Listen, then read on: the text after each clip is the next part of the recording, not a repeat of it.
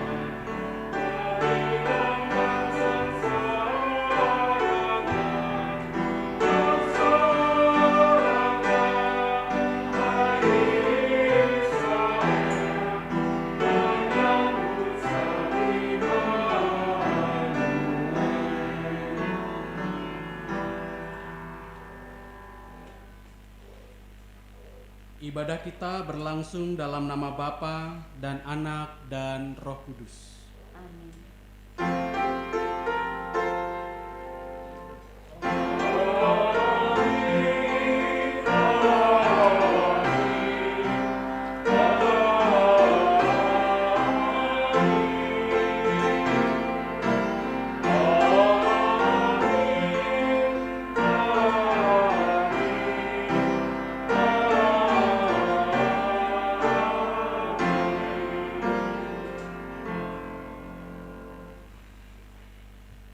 Tuhan beserta saudara.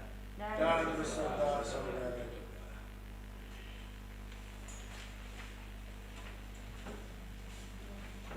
Saudara, tidak terasa pada hari ini kita sudah memasuki Minggu Advent yang pertama. Banyak peristiwa telah terjadi dan mewarnai perjalanan hidup kita. Ada banjir dan pastinya pandemi COVID-19 serta berbagai dampak yang menyertainya. Itu semua menjadi dinamika kehidupan kita di sepanjang tahun 2020.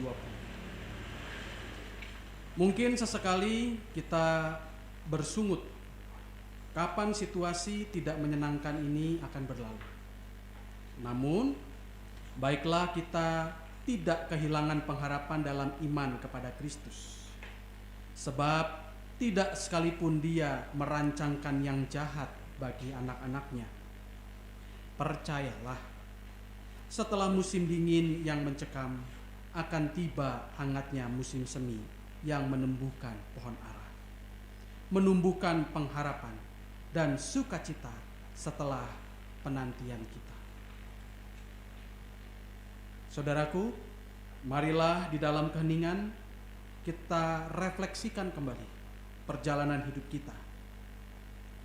Panggil pulang pengharapan yang mungkin memudar akibat duka, krisis, dan berbagai tantangan. Pandanglah Dia yang sesungguhnya senantiasa membuka tangan dan siap menyambut kita kembali dari jalan yang mungkin semakin jauh dari terang cintanya. Saya mengundang Bapak Ibu Saudara untuk masuk di dalam doa pengakuan dosa. Mari kita memulainya dengan menaikkan doa secara pribadi.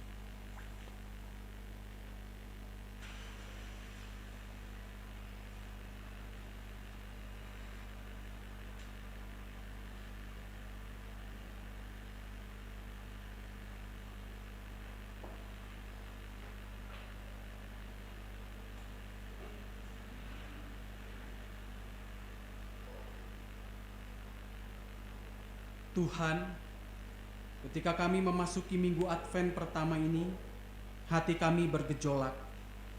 Kami menghayati bahwa Tuhan memimpin segenap perjalanan hidup kami. Namun di saat yang bersamaan, hati kami resah dan khawatir, sebab si jahat senantiasa mengintai kami di antara tantangan dan cobaan hidup yang kami hadapi ini. Kami gamang karena situasi hidup yang sulit diprediksi. Pandemi yang masih terus berlangsung, krisis dan berbagai hal lain yang kadang melemahkan kami. Tidak jarang pula kami jatuh dan melakukan perbuatan yang tidak berkenan di hadapan-Mu. Tuhan, kasihanilah kami.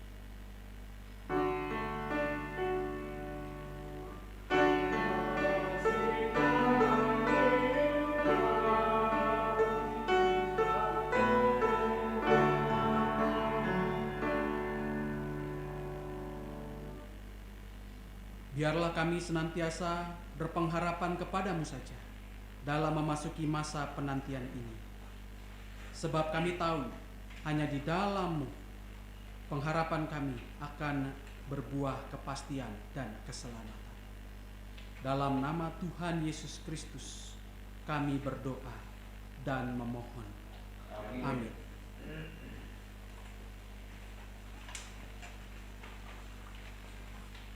Bagi kita yang telah mengakui dosa-dosa kita, pengampunan Kristus tersedia bagi kita.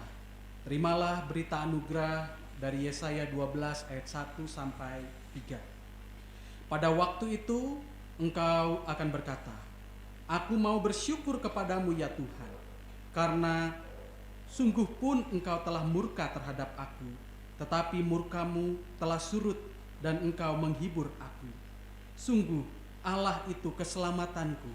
Aku percaya dengan tidak gemetar, sebab Tuhan Allah itu kekuatanku dan mazmurku. Ia telah menjadi keselamatanku, maka kamu akan menimba air dengan kekirangan dari mata air keselamatan. Di dalam Kristus engkau telah diampuni. Di dalam Kristus engkau pun telah diampuni. Damai Kristus bagimu. Damai Kristus bagimu juga."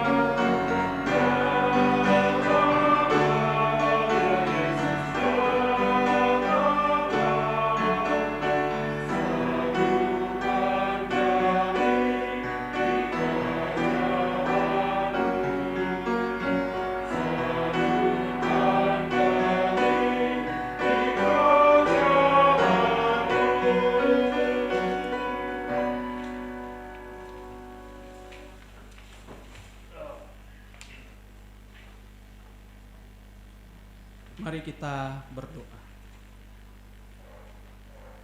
Tuhan Yesus Kristus, Juru Selamat kami yang hidup, di masa-masa penantian akan kedatangan-Mu kembali dan juga perayaan akan kelahiran-Mu di dunia sebagai Juru Selamat dunia, kami memulai masa raya Natal dari Advent yang pertama ini. Berikanlah hikmat-Mu kepada kami ya Tuhan, agar kami tetap di dalam semangat penantian yang bergelora, sebagaimana dahulu kala umat-Mu menantikan datangnya Mesias. Kiranya Engkau menolong kami semua, agar di dalam perjumpaan kami di Advent yang pertama ini, kami mengerti kehendak Tuhan yang terwartakan melalui firman Tuhan di dalam Alkitab dan tersampaikan oleh hamba-Mu ini. Kami percaya bahwa Roh Kudus akan memampukan kami, sehingga kami hanya bisa memahami firman Tuhan yang sejati, yang benar, yang sesuai dengan kehendak Tuhan, sekalipun kami ini penuh dengan segala kekurangan. Inilah kami anak-anak-Mu Tuhan, kami siap menyambut kebenaran firman-Mu. Di dalam nama Tuhan Yesus Kristus, Juru Selamat yang hidup, kami berdoa. Amin.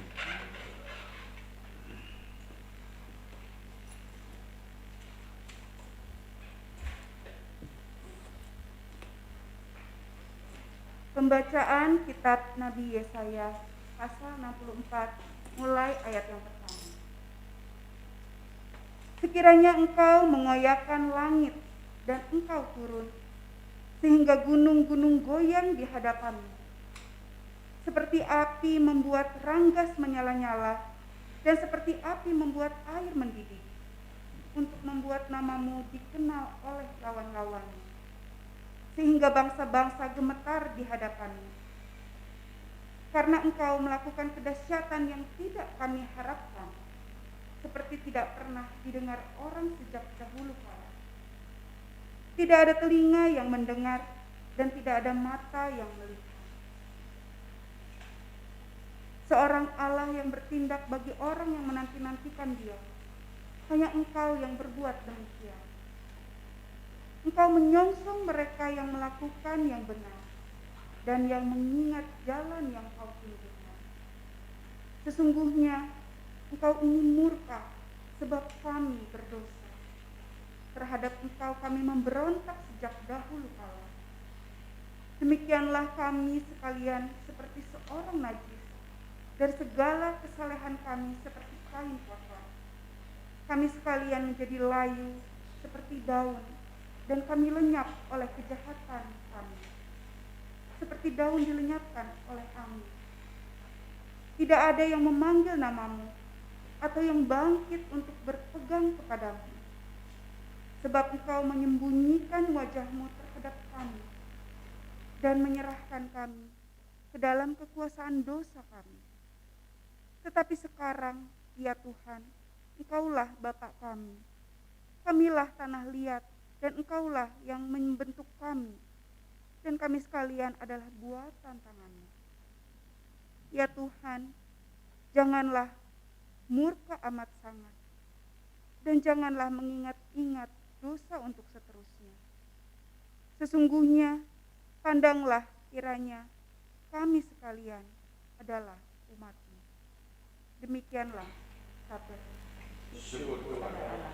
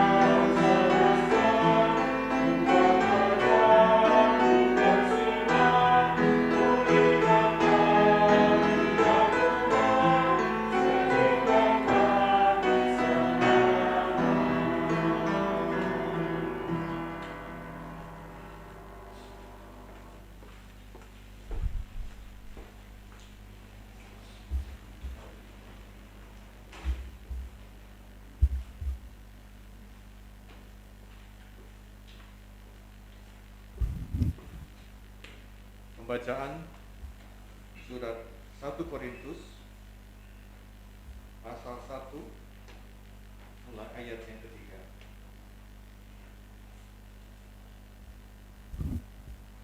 Kasih karunia dan damai sejahtera dari Allah Bapa kita dan dari Tuhan Yesus Kristus menyertai kamu.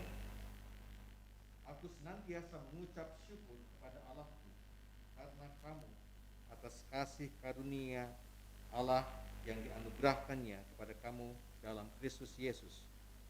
Sebab di dalam Dia kamu telah menjadi kaya dalam segala hal, dalam segala macam perkataan dan segala macam pengetahuan, sesuai dengan kesaksian tentang Kristus yang telah diteguhkan di antara kamu.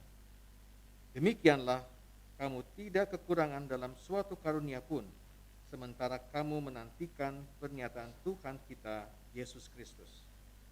Dia juga akan meneguhkan kamu sampai kepada kesudahannya, sehingga kamu tak bercacat pada hari Tuhan kita Yesus Kristus. Allah yang memanggil kamu kepada persekutuan dengan anaknya Yesus Kristus, Tuhan kita adalah setia. Demikianlah sabda Tuhan.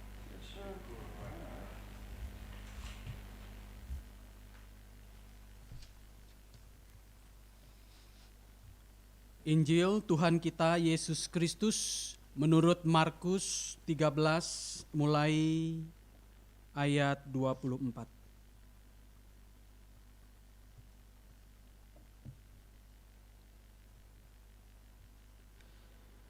Tetapi pada masa itu, sesudah siksaan itu, matahari akan menjadi gelap dan bulan tidak bercahaya, dan bintang-bintang akan berjatuhan dari langit, dan kuasa-kuasa langit akan goncang. Pada waktu itu, orang akan melihat Anak Manusia datang dalam awan-awan dengan segala kekuasaan dan kemuliaannya. Dan pada waktu itu pun, Ia akan menyuruh keluar malaikat-malaikatnya dan akan mengumpulkan orang-orang pilihannya dari keempat penjuru bumi, dari ujung bumi sampai ke ujung langit. Tariklah pelajaran dari perumpamaan tentang pohon ara. Apabila ranting-rantingnya melembut dan mulai bertunas, kamu tahu bahwa musim panas sudah dekat.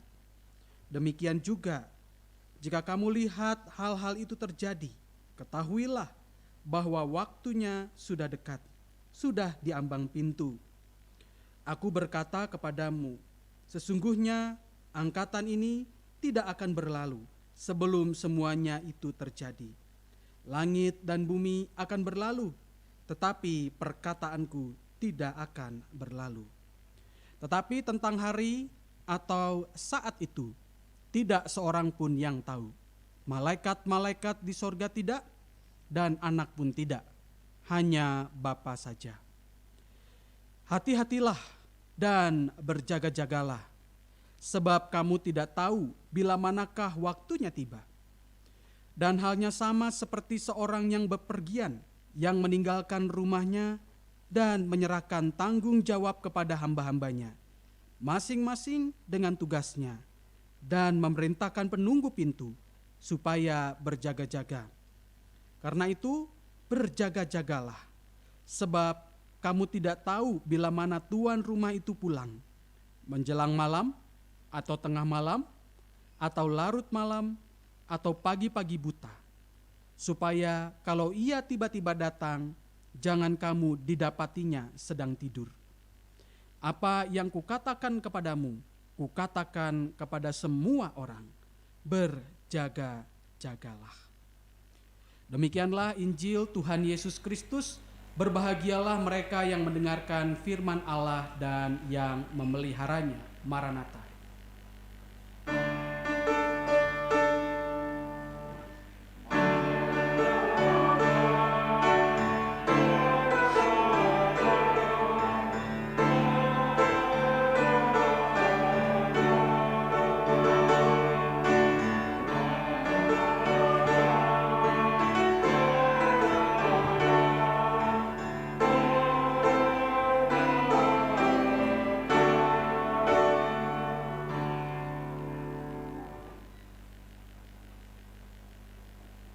Berjaga dalam pengharapan, berjaga-jaga dalam pengharapan.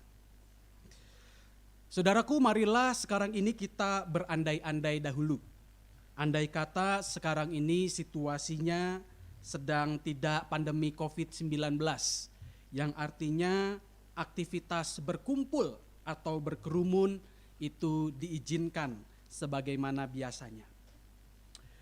Nah, di masa tidak pandemi itu, di mana kita sekarang sedang berandai-andai, ketika ada di gereja, seorang koordinator wilayah mendatangi kita dan mengatakan, "Bu atau Pak, minggu depan, Sabtu 5 Desember, akan diadakan persekutuan wilayah. Gimana? Bersedia nggak diadain di rumah?" Kemudian karena kita kebetulan juga lagi kosong di tanggal tersebut, lalu kita mengatakan, "Oh boleh deh, persekutuan wilayah di rumah saya." Nah, setelah menyatakan kesediaan kita, berhari-hari berlalu, maka tibalah harinya, yaitu 5 Desember tahun 2020, yaitu saat persekutuan wilayah diadakan di rumah kita. Persekutuan wilayah biasanya diadakan jam 6 sore. Sekarang ini masih pagi. Nah, kira-kira apa yang akan kita lakukan sebelum persekutuan wilayah itu diadakan? Tentu kita akan bersiap-siap. Kita akan merapikan rumah. Kita akan sapu dan pel lantai rumah kita. Kita akan membereskan barang-barang yang berserakan, merapihkan kursi-kursi, mempersiapkannya agar kursi-kursi tersebut cukup untuk dipakai duduk oleh para tamu yang hadir nanti. Terakhir, kita akan mempersiapkan hidangan atau jamuan makan malam. Yang tentu ada yang memasaknya sendiri dan ada juga yang memesannya langsung jadi. Nah, setelah semuanya beres, jam 4 sore kita ngapain? Persekutuannya jam 6, tentu kita akan mempersiapkan diri dengan diri kita masing-masing. Kita pasti akan mandi. Mungkin kalau tidak sedang ada atau akan kedatangan tamu, kita mandinya cepat. Air lewat, dianggap badan kita udah bersih. Kalau ada tamu, kita mandinya jadi lebih lama. Sabunnya dipakai lebih banyak supaya badan kita bersih.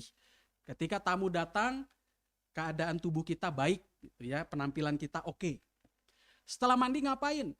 Ya, tentu kita akan memilih pakaian yang rapih, pakaian yang sopan.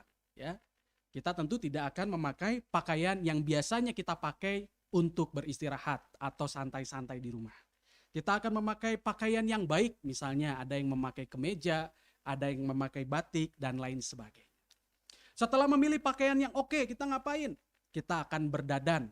Ya, berdandan, merapihkan penampilan kita. Kalau misalnya ada jerawat yang mungkin mengganggu penampilan kita dan kepercayaan diri kita akan pakai kosmetik untuk menyamarkannya. Ya, demikian pula laki-laki atau perempuan, semuanya pasti akan mempersiapkan dirinya.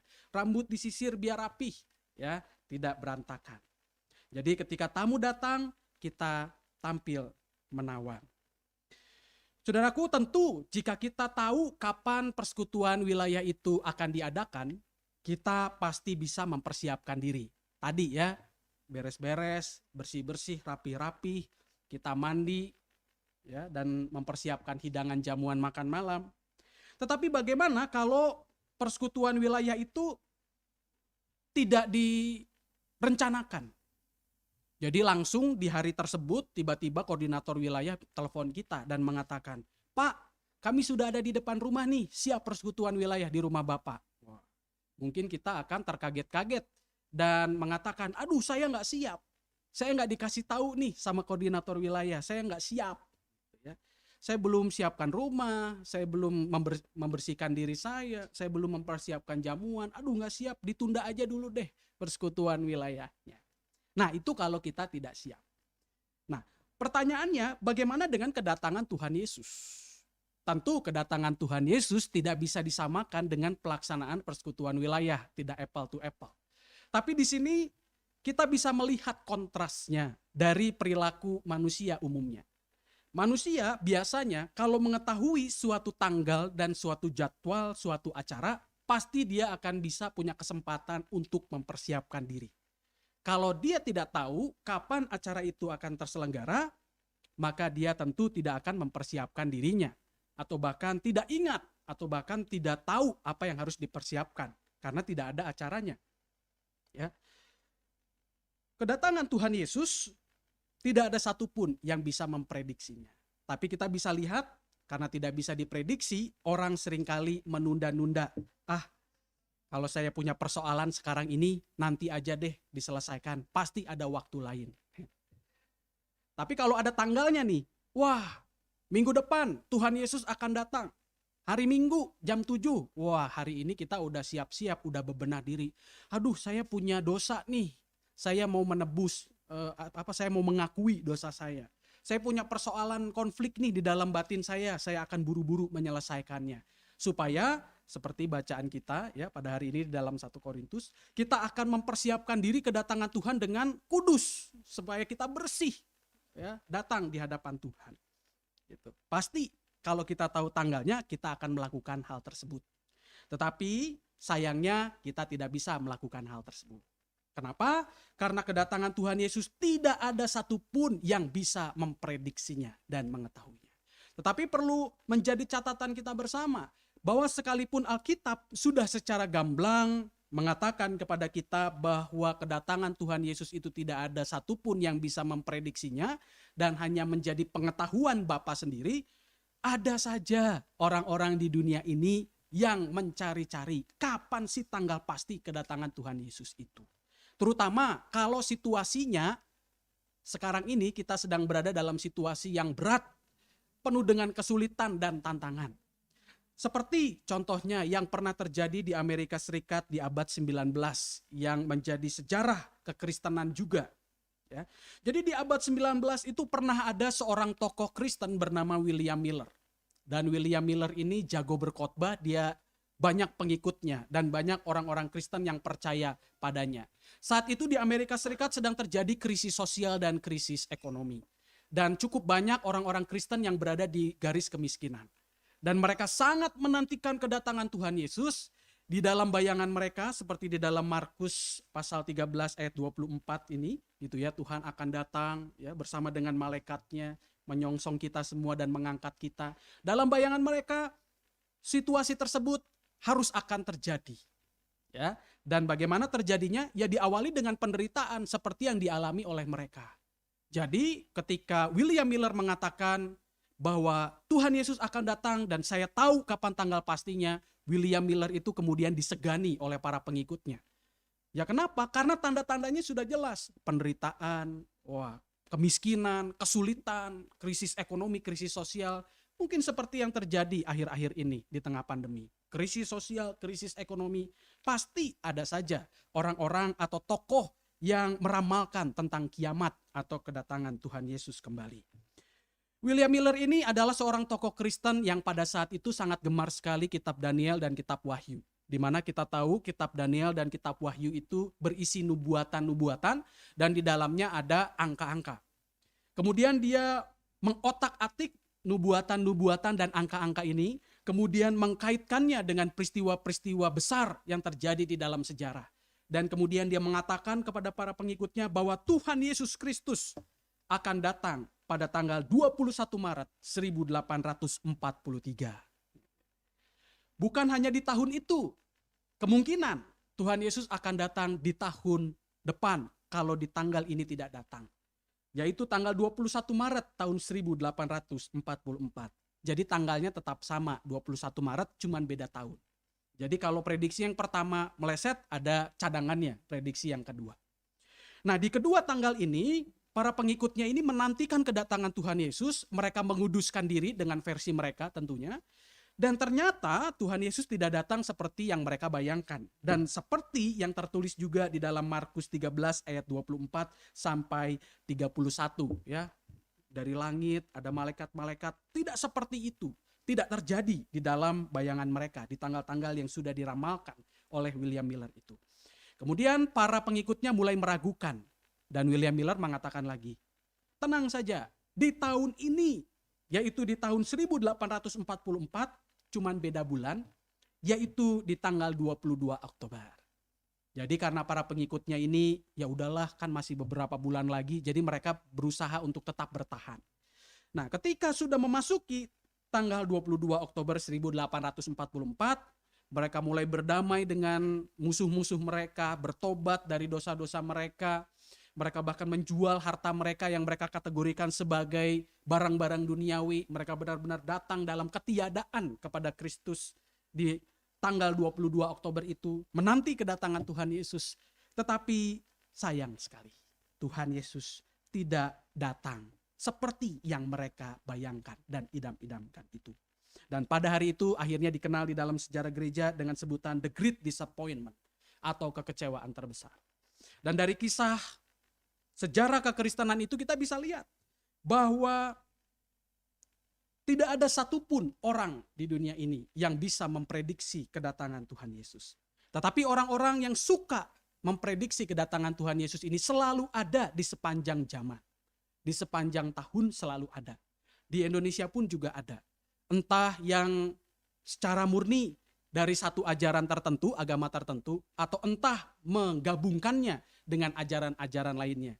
Jadi dasarnya adalah ajaran Kristen kemudian dicampur dengan ajaran-ajaran lain sehingga muncullah suatu prediksi tentang akhir zaman atau kedatangan Tuhan Yesus kembali. Ya. Hal tersebut ada dan nyata di sekitar kita. Tapi bagaimana sikap kita? Sesulit apapun yang kita hadapi sekarang ini, jangan pernah percaya kepada para prediktor, orang-orang yang suka memprediksi kedatangan Tuhan Yesus kembali.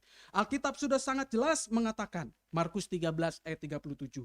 Tetapi tentang hari atau saat itu, tidak seorang pun yang tahu. Malaikat-malaikat di sorga tidak, dan anak pun tidak.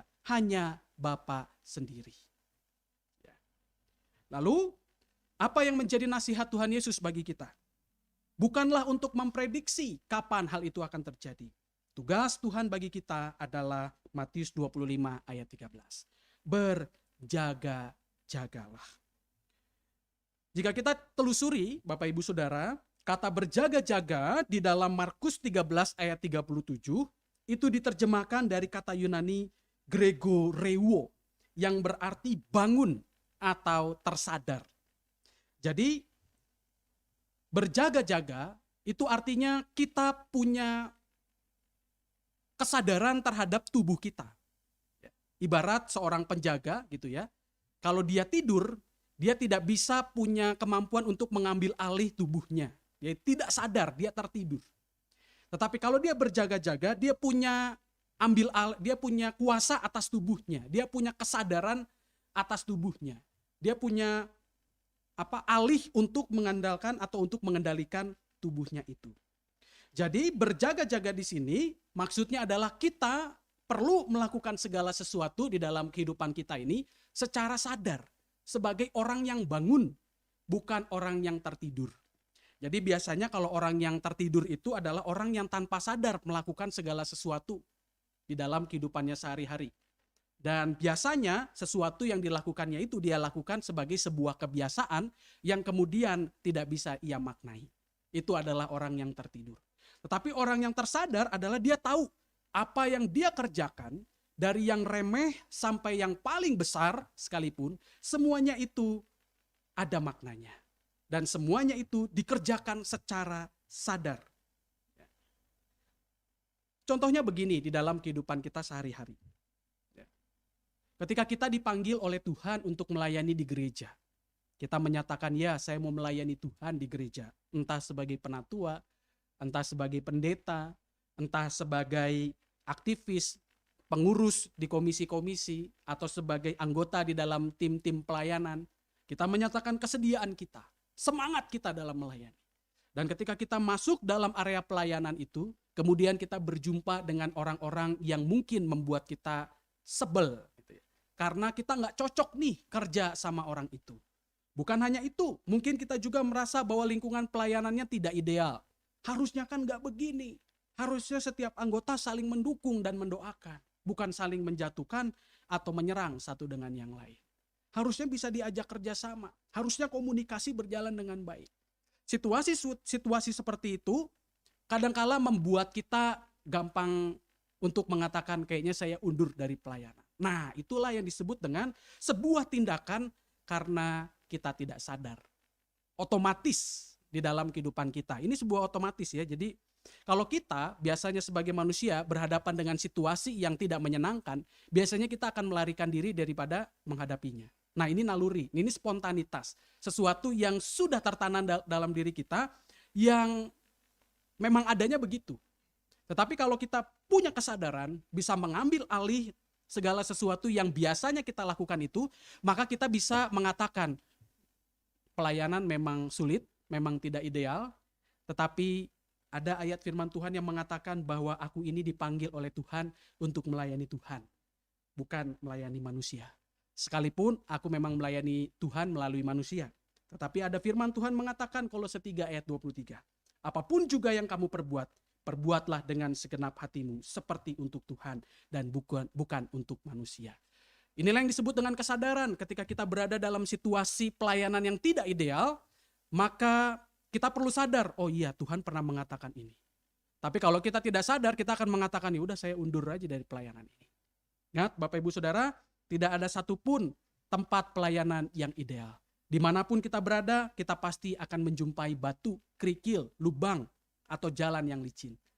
Untuk apa kita berada di situ? Untuk memulihkan segala situasi yang seperti itu.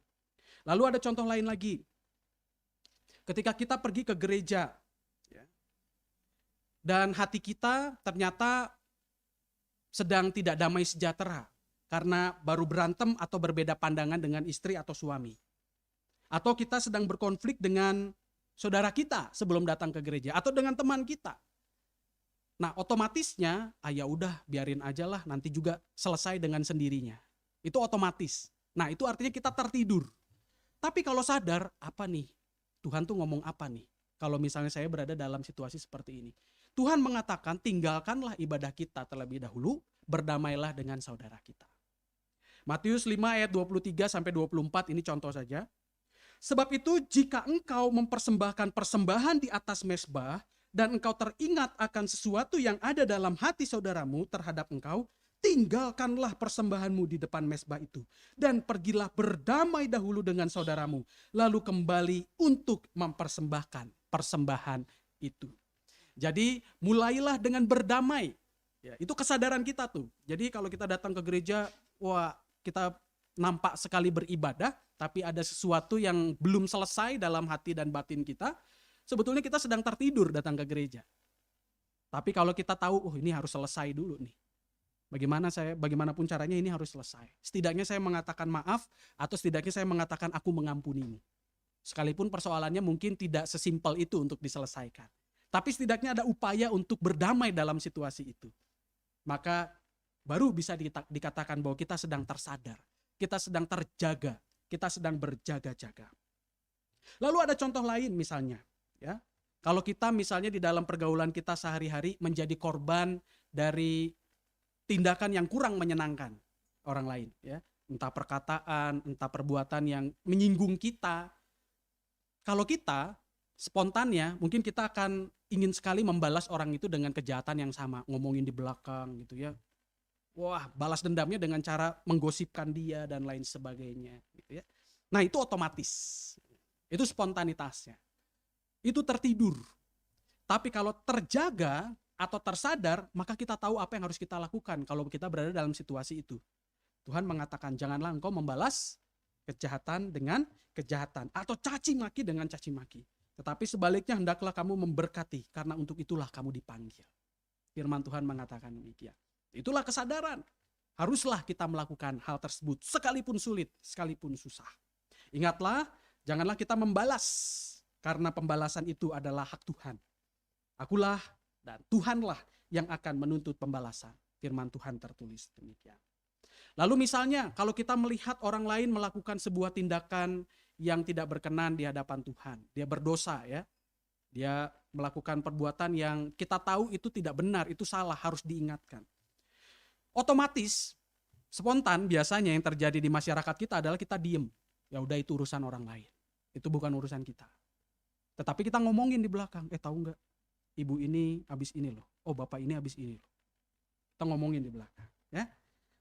Itu tanpa sadar sebetulnya. Artinya kita sekarang sedang tertidur. Tapi bagaimana kalau kita terjaga, kita berjaga-jaga, kita gregoreu.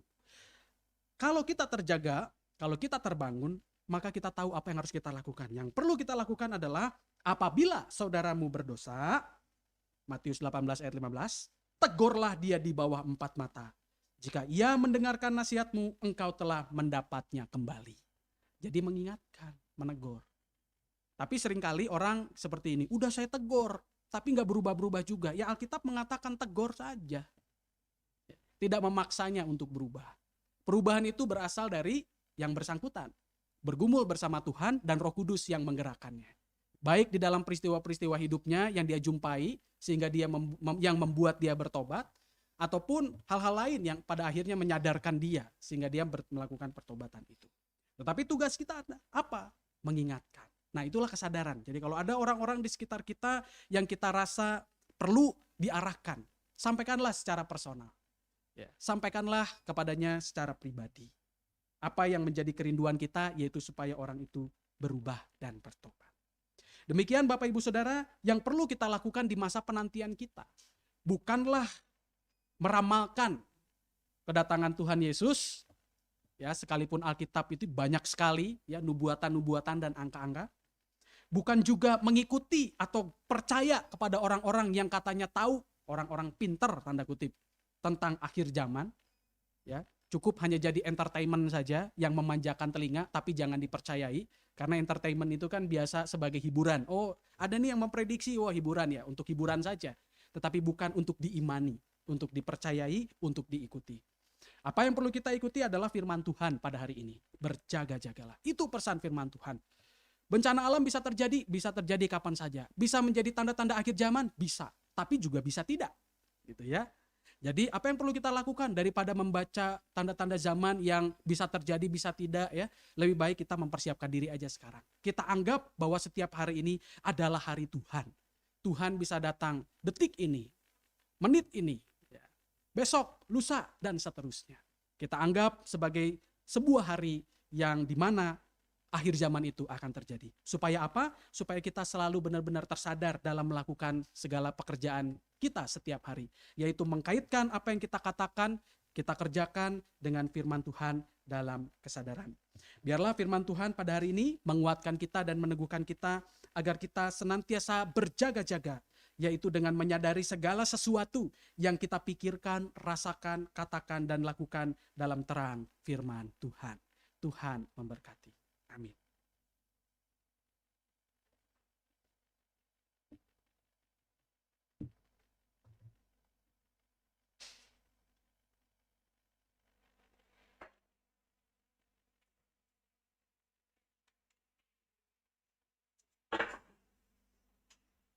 Sama umat Allah dari masa lalu, masa kini, dan masa depan. Mari kita mengingat janji baptisan kita dengan mengikrarkan pengakuan iman rasuli. Ya. Aku percaya kepada Allah, Bapa yang Maha Kuasa, Khalik langit dan bumi, dan kepada Yesus Kristus, anaknya yang tunggal Tuhan kita, yang dikandung daripada Roh Kudus, lahir dari anak darah Maria, yang menderita sengsara di bawah pemerintahan Pontius Pilatus, disalibkan, mati, dan dikuburkan, turun ke dalam kerajaan Allah, pada hari yang ketiga bangkit pula dari antara orang, naik ke surga, duduk di sebelah kanan Allah, Bapa yang Maha Kuasa, dan dari sana Ia akan datang untuk menghakimi orang yang hidup dan mati. Aku percaya kepada Roh Kudus, gereja yang kudus dan am, persekutuan orang kudus, pengampunan dosa, kebangkitan orang mati, dan hidup yang kekal. Amin.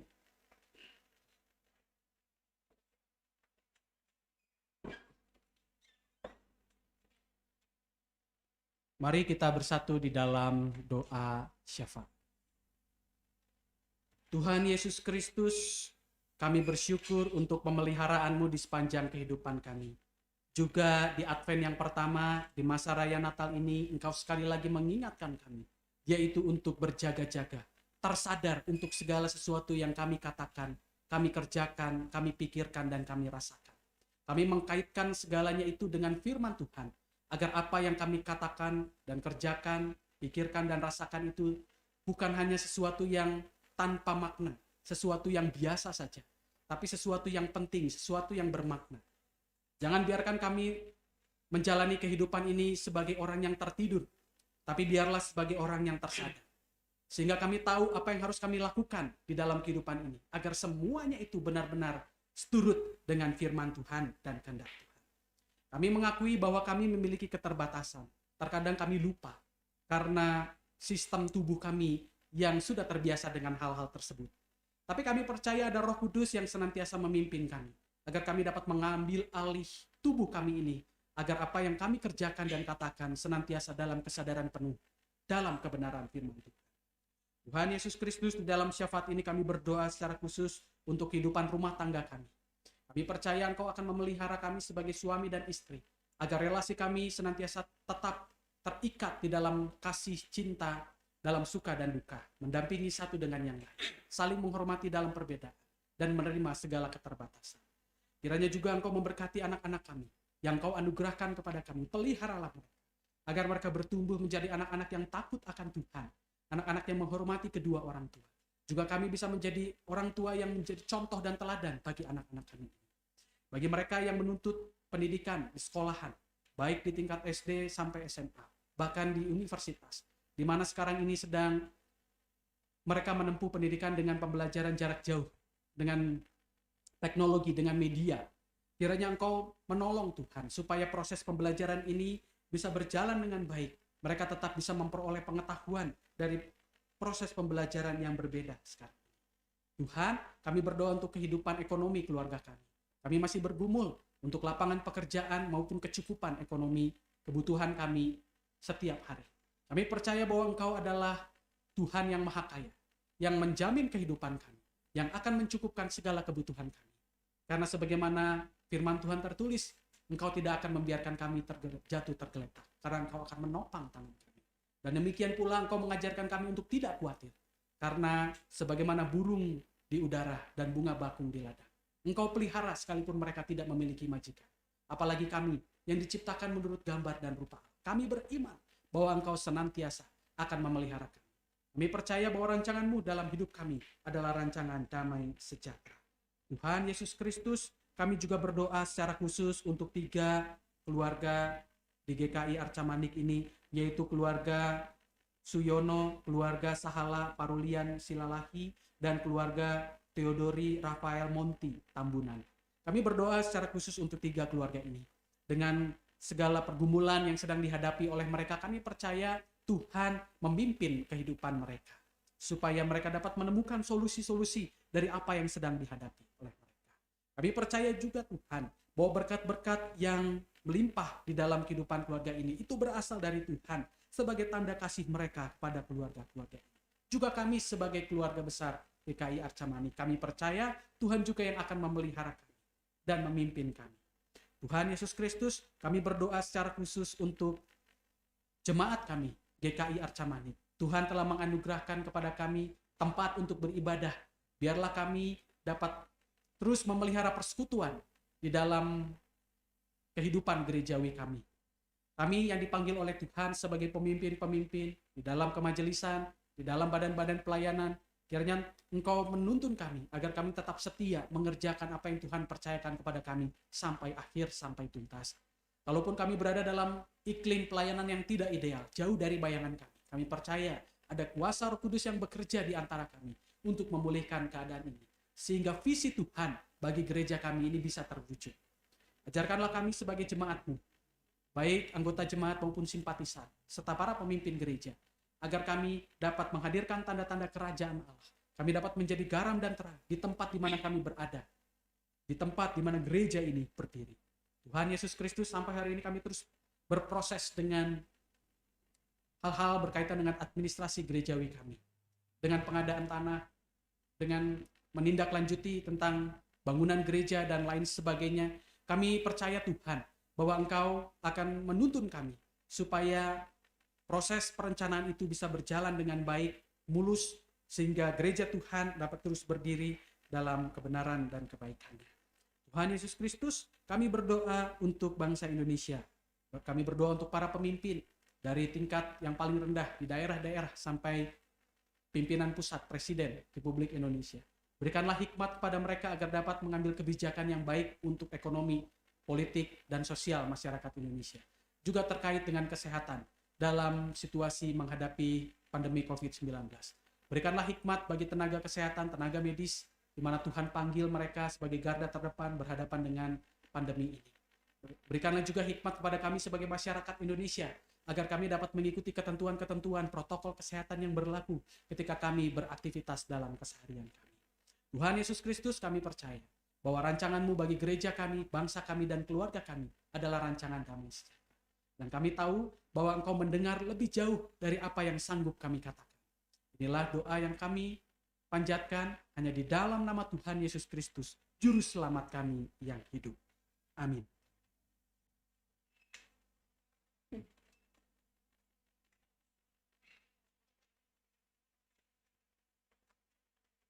Marilah membawa persembahan syukur kita kepada Tuhan dengan mengingat firman Tuhan dari Yohanes 2 ayat 9.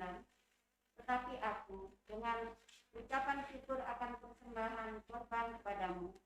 Apa yang kunasarkan akan kubayar. Keselamatan adalah dari Tuhan. Persembahan dapat ditransfer ke rekening GKI BCA 437 959 1989 atau men-scan kode QR yang ada di Dewata, atau juga dapat dikumpulkan di kotak tersedia di kantor gereja atau DSD.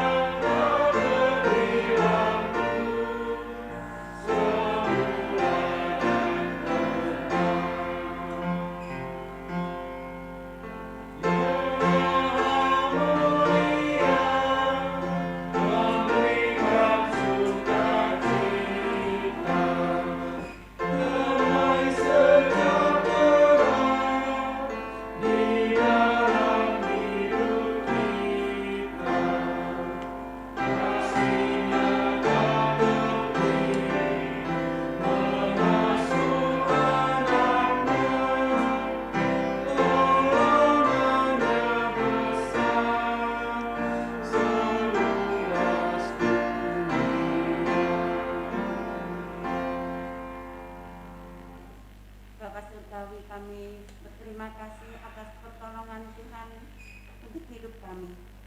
Tuhan memelihara dan memberkati kami. Tuhan memelihara juga jemaat-Mu. Tuhan, saat ini kami bersyukur melalui persembahan kami. Biarlah persembahan kami ini dapat menjadi berkat bagi sesama. Dan pakailah hidup kami Tuhan untuk memuliakan nama Tuhan. Terima kasih Bapa, di dalam nama Tuhan kami Yesus Kristus kami berdoa. Amin.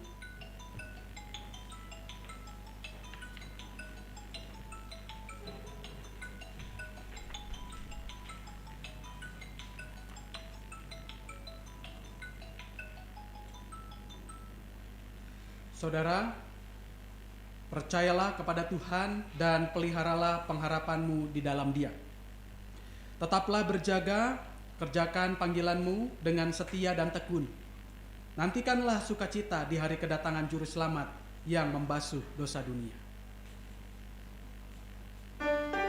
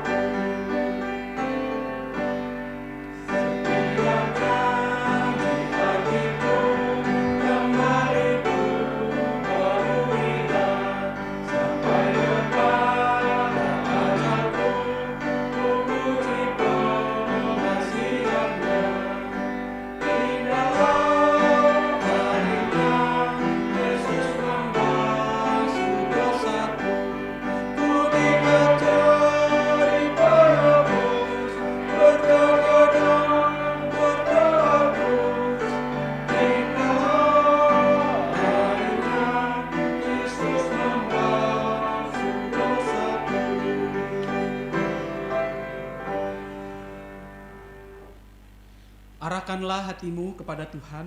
Peliharakan hati kami kepada Tuhan. Jadilah saksi Kristus. Syukur kepada Allah. Terpujilah Tuhan. Kini dan selamanya. Terimalah berkat dari Tuhan. Semoga Kristus, sang sumber pengharapan, senantiasa menganugerahkan iman yang tangguh, pengharapan yang teguh, dan kasih yang utuh, hingga di dalam kesetiaan dan ketekunan engkau sanggup mengerjakan tugas panggilanmu di dunia. Dan sampai kita bertemu kembali, kiranya cinta kasih dari Allah Bapa melalui anak tunggalnya, Yesus Kristus, dan persekutuan Roh Kudus senantiasa memerintah di dalam hatimu dari sekarang sampai selama-lamanya. Maranatha. Amin.